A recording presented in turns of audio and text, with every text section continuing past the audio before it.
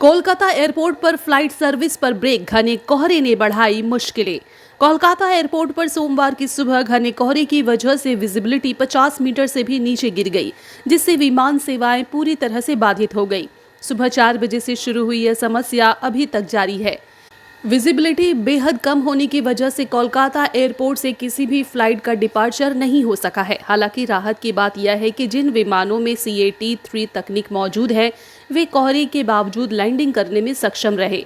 Airport सूत्रों के मुताबिक अब तक केवल 2 से 3 विमान ही कोलकाता एयरपोर्ट पर सुरक्षित लैंड कर पाए हैं। इस घने कोहरे ने यात्रियों को भारी परेशानियों में डाल दिया है। फ्लाइट्स कैंसिल और डिले होने से यात्रियों को एयरपोर्ट पर घंटों इंतजार करना पड़ रहा है।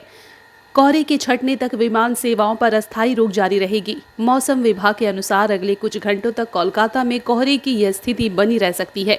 इसके बाद ही फ्लाइट्स के संचालन में सुधार की उम्मीद है। यात्रियों को एयरलाइंस की ओर से अपडेट्स का इंतजार करने और एयरपोर्ट आने से पहले स्थिति की जानकारी लेने की सलाह दी गई है। सफर में कोहरा रोग बनकर आया है, लेकिन तकनीक ने थोड़ी राहें आसान कर दी।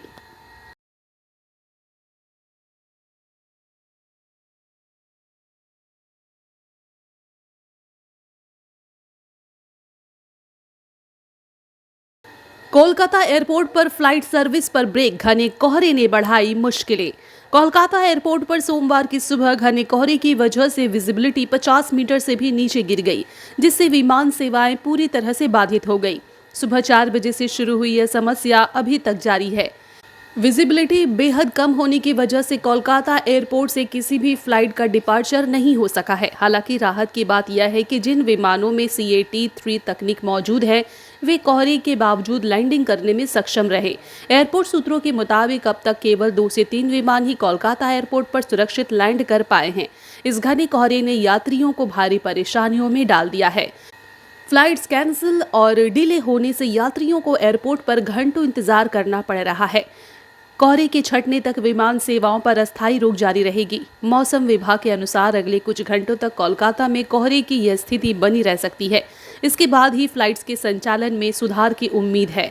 यात्रियों को एयरलाइंस की ओर से अपडेट्स का इंतजार करने और एयरपोर्ट आने से पहले स्थिति की जानकारी लेने की सलाह दी गई है। सफर में कोहरा रोग बनकर आया है, लेकिन तकनीक ने थोड़ी राहें आसान कर दी।